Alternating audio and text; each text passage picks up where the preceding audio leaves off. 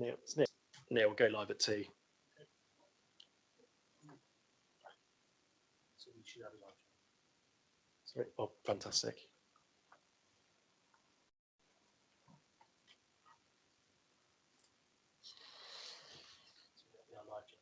Yeah, it's fine. I'll wait until 2 o'clock just in case there's any. I'll do it at 2 o'clock on the dot.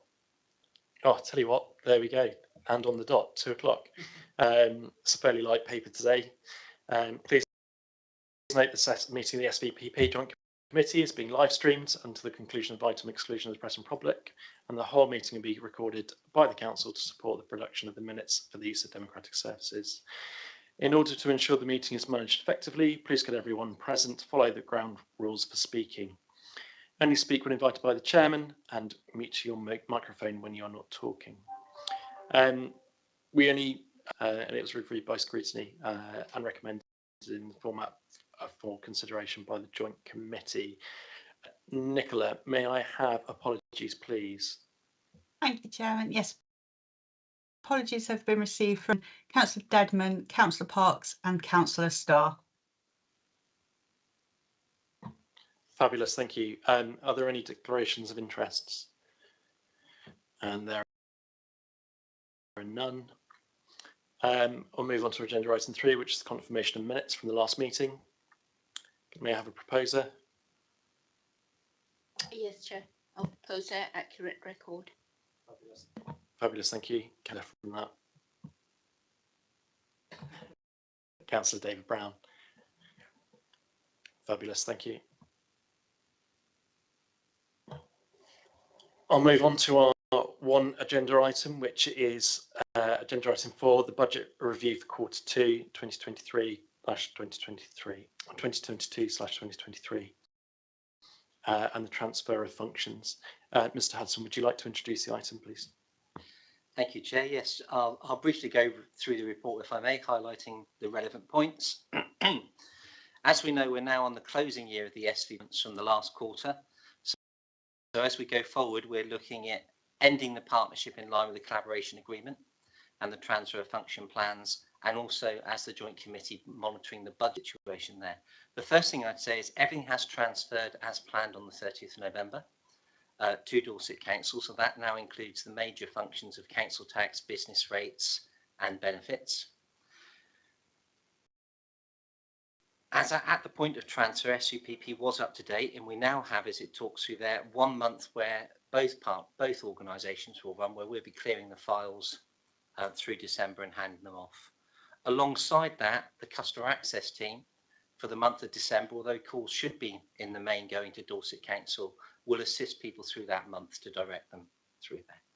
So if I may take, that's the main functions, because when we wrote the report, it was still scheduled to take place. So all I would say so far, every function has transferred to Dorset Council in accordance with the transfer timetable.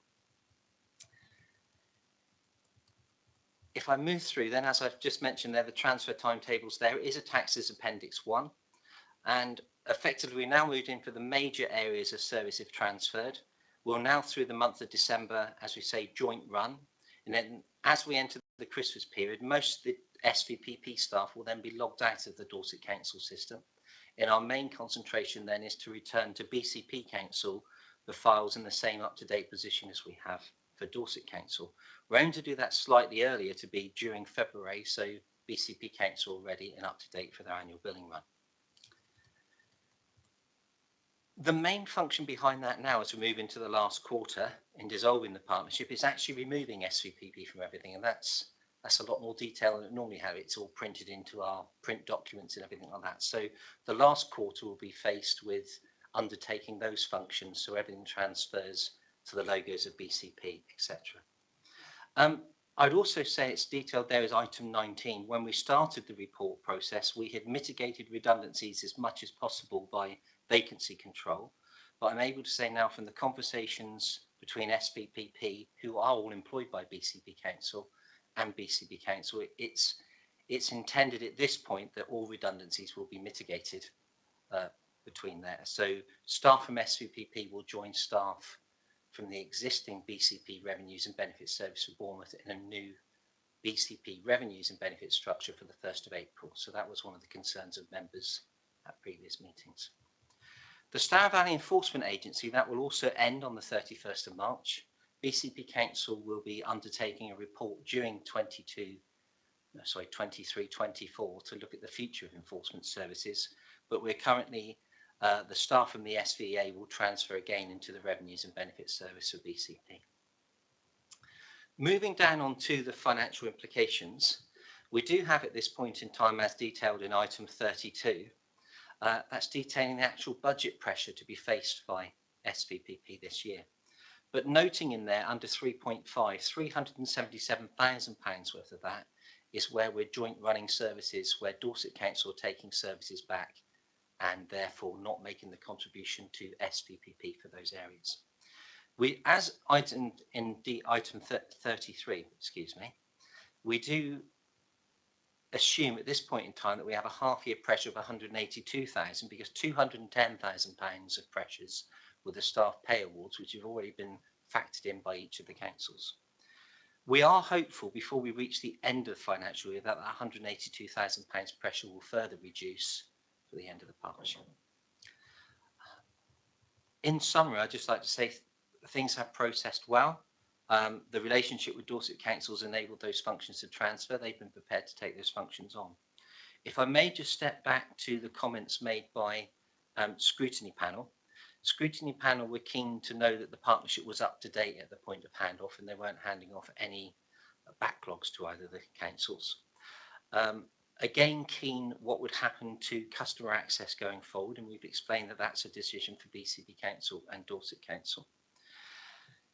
And they endorsed the recommendations, but at the same time wondered how each council was going to monitor performance going forward, because I think as scrutiny members, performance has been monitored through Revs and Bens through that process and how that would be undertaken by each council. But as I said again, that's a choice for each council how they wish to monitor the services going forward.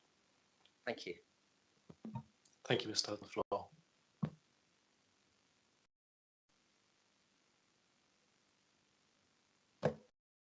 Councillor Brown. Thank you. Yeah, a couple of questions just came up from that presentation. So the Stour Valley Enforcement Agency obviously ends end of March, and then those staff will be transferred within BCP Revenues and Benefits. So in terms of having an internal enforcement facility, will there be any form of enforcement, internal enforcement provision, or will that need to wait for consideration for a decision? So we may go a year or something without that. Yes, thank you. We are looking at that from the period of January to April, the actual final, because the service are self-funding. We're looking at whether that would be a year where there is no enforcement, internal enforcement with BCP, or whether we can continue the service directly into BCP, and also the wider remit of enforcement, for example, car parking enforcement, and whether there should be a business case there. So at this point in time, that's still under consideration, but I'd be able to advise you again at the next committee what the decision on that is for BCP going forward. Councillor Haynes. Thank you, Chairman. So just a quick question on the budget pressure. So paragraph 33, thank you very much, Mr. Hudson, for your presentation. You did indicate that there's still a half-year pressure of 182,000, which you would foresee would actually reduce as we approach March next year. So I'm just wondering whether you can give an indication of why you said that and how it was actually going to be mitigated. Yes, thank you. As we've been going through the year, we've been managing vacancy control and also using off-site resources to support that. So when we produced this budget here, we thought that our off-site resources would need to continue to the end of March to support our BCP Council position. Where we are at the moment, we feel that we've dealt with the Dorset handback, and that's up to date, and we're in a better position than expected for BCP Council in some of our areas. So we are expecting to drop down some of those temporary resources. We've also had another 3 vacancies occur in, I think, the last month or maybe 6 weeks. So again, those posts will be held to the end of the year. So that will have then that impact on our forecast budget. If I was to say a figure, I'd be saying we may still have a pressure around about £100,000, I would expect, but that's already acknowledged by the board as a pressure to be expected in the final closing year. Yeah, You may, Councillor Haynes. yeah, thank you very much for that, Mr. Hudson. So whatever pressure or deficit remains as at the end of the year when there's closure, that will presumably then therefore have to be absorbed into the BCP budget. Actually not. When the final agreement was settled between Dorset Council and BCP Council, it was agreed that the reserves that were already in place prior to the final year be retained by BCP. The payment of 1.1 million from Dorset Council to BCP Council, but any underspend or overspend in the final year would be met in line with the cost share agreement. So if we were at £100,000, it would be met by 65,000 by BCP and 35,000 pounds by Dorset Council. Thank you. Are there any further questions? Councillor Brown. Yeah, just it's good from what you said about mitigating redundancies. So just to clarify that paragraph, paragraph 19, where it says about mitigating the need for any redundancies. So is that the case that there's been no voluntary or compulsory redundancies as a part of this, the process we're going through at the moment? Yeah, that's correct. At all levels in the organisation, through the vacancy control, both through SVPP vacancy control and BCP also controlling vacancies on the financial services, Rebs and Bens area, it's mitigated all of them without any voluntary redundancies prior to that process. There's no redundancies at all. That's really good news, because I know that was a fear that a lot of us have had over the sort of period of this being considered over the last couple of years. And just in terms of the staff transferring to BCP and just in terms of their terms and conditions and salaries and benefits and that sort of thing, how is that working in terms of fitting in within the BCP structure? And obviously there's the sort of pay and reward work going on within the BCP. So is there any sort of wrinkles there, or is it sort of working smoothly in terms of them moving into the BCP structure? So it is working alongside any other organisational redesign that's taken place at this point in time, whatever sections that may be, but it's been acknowledged that SVPP will return alongside any of those for the 1st of April to create a BCP revenues and benefits service. So in relation to the, sorry, there was one part of the question. Just whether that sort of they smoothly slot into the BCP sort of pay and benefit structure, or whether there's any sort of differences that need to be addressed. Staff, sorry, I come back to remember the original part of the question linking to that. All the contractual terms of SVPP are old Borough of Poole terms and conditions for every member of staff other than those that were employed in the customer access team, and that's obviously already part of BCP. So they'll all return as they are today as Borough BCP Council employees on Borough of Poole terms and conditions as they were. And in that context, yes, it's been established that the process previously used to establish the role profiles is being used to map the new structure that will come live on the 1st of April. There may be some new roles within that that will be evaluated, and we have the assistance of BCP HR to help us through stuff. There will also be staff consultation between SVP and BCP employed Rev and Ben staff starting in January, so when the teams will then align. Are you happy, Councillor Brown, with that? Have you? Yeah, that's okay. I had one. I don't think that you might have a question. I had one other question just about the scrutiny that was. No, go ahead, because I think I'm going to ask about the scrutiny too. So yeah, you're welcome to. Just picking up on what the scrutiny committee sort of highlighted about how scrutiny of the sort of performance measurement and the KPIs, etc., for what in the future what will have been Stour and Poole partnership and will now be sort of BCP revenues and benefits service. Yeah, just in terms of where that will fit in the scrutiny structure, We'll be looking at regular reports, going to, I guess, I'm just trying to think which of the, is it the corporate and community? Yeah, it's just trying to, or whether it'll be to a particular cabinet member or something like that. Yes, it's just trying to think through the structure of that within BCP and I guess within Dorset as well. Yeah, by all means, Mr. Hudson. Yes, thank you. I believe the telephone performance will be monitored alongside BCP contact centre performance, and there are 2 indicators currently reported in the council tax collection business rates. There isn't currently a performance indicator as you were presented on the turnover of benefit claims, but that could be something that I could discuss with the Director of Finance coming back to see if that was something that members would request through the process that he would monitor performance.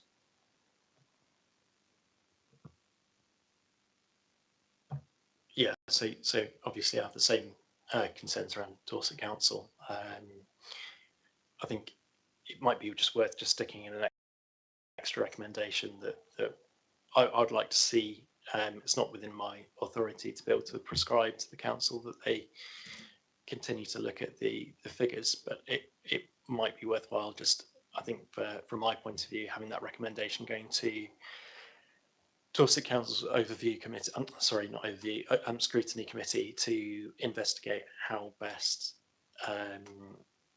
the ongoing revs and bends figures are looked at. So I don't know if you both my 2 colleagues from the BCP, I mean, are you comfortable with that recommendation for the respective councils? Yeah, I would. And I think the other thing, when we're looking, as we're now looking at the scrutiny panel recommendations, is the point they raised at the customer access team. And remember, we used to have performance monitoring, which will say number of calls answered first time and how long they had to wait, etc. Because I'm just conscious that because everyone's under financial pressure, a lot of people are under financial pressure, that there would be a call, perhaps a higher call for that service, and without the performance data that we previously used to receive, we're not going to be able to really keep an eye on that. But yeah, in terms of the recommendation you were proposing, Chairman, I'm happy with that. And Councillor Brown. It's something, a recommendation there, just so that it doesn't get sort of lost in the ether, and suddenly somebody in a year's time comes back and says, well, how are we looking at this? We need something there to make sure that it's picked up. So. Yeah, agreed then. So I'm trying to think of a way of putting this eloquently. Nikki, I might need your help.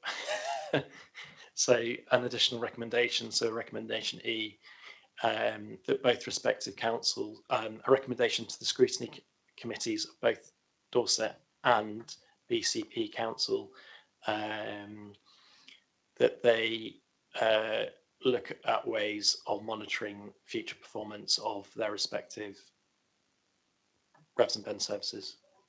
Yeah, Yeah. I can do that. Not a problem. Recommendation E. Yes, it is. Yeah, correct. Lovely. Yeah, got that. Thank you. Okay, unless there's no further questions, I'm going to go straight to the recommendations. I'm going to do them en bloc. So recommendation A, acknowledge the partnership has transferred all functions in accordance with the transfer of functions plan for council tax, business rates and benefit administration to Dorset Council as of the 1st December 2022. Note the SVPP budget in 2022-2023 will face pressures from pay rises and costs in relation to Dorset Council taking responsibility for the transferred functions. Recommendation C, acknowledge that the SVPP board have agreed that all costs of the partnership in its final operational year will be met in accordance with the collaboration agreement. And D, request details at the next meeting of the processes of staff transfer from SVPP to BCP Revenues and Benefits Services and a predicted final budget position of the partnership for consideration and approval. And then we have recommendation E.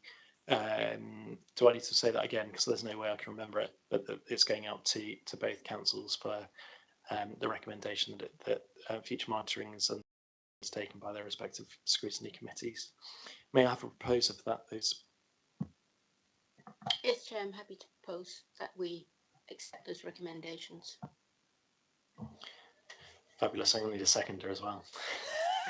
I'm happy to second that proposal. Yeah, thank you, Nikki. That's all carried.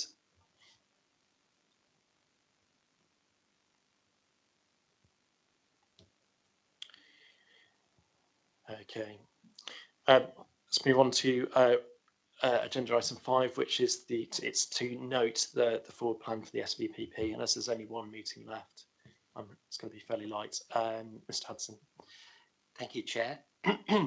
It's just to say at your next meeting, it's for the joint committee then to instruct the board and section 151 officers to close the accounts of SVPP. In the original agreement, it was that the joint committee would continue on and close accounts for approximately June, but under the letter of agreement, it's for you then to delegate that function to the section 151 officers. I would also say, in regard to that, we've also, at your request, listed a informal joint committee on the 27th of March 2023, if it so be required, just as really for scrutiny panel members and joint committee members, if they wish to meet in Northmead House to just review the partnership. Your consideration is an open invitation there.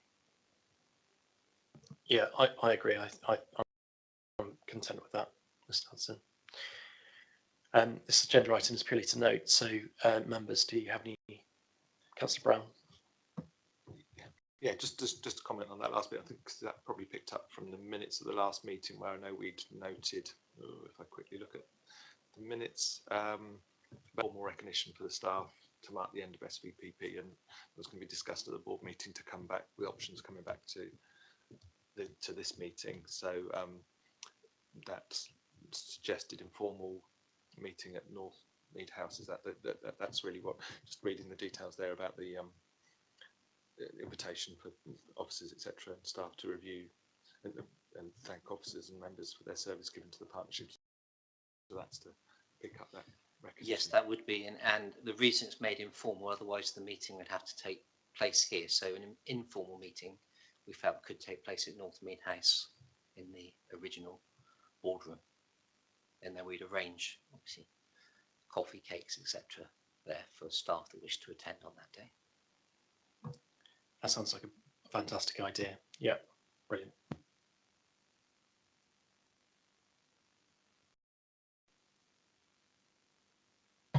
Okay, if there's no further business, I'll conclude the meeting. It's 2:22, and thank you very much. I look forward to meeting you all again in the spring.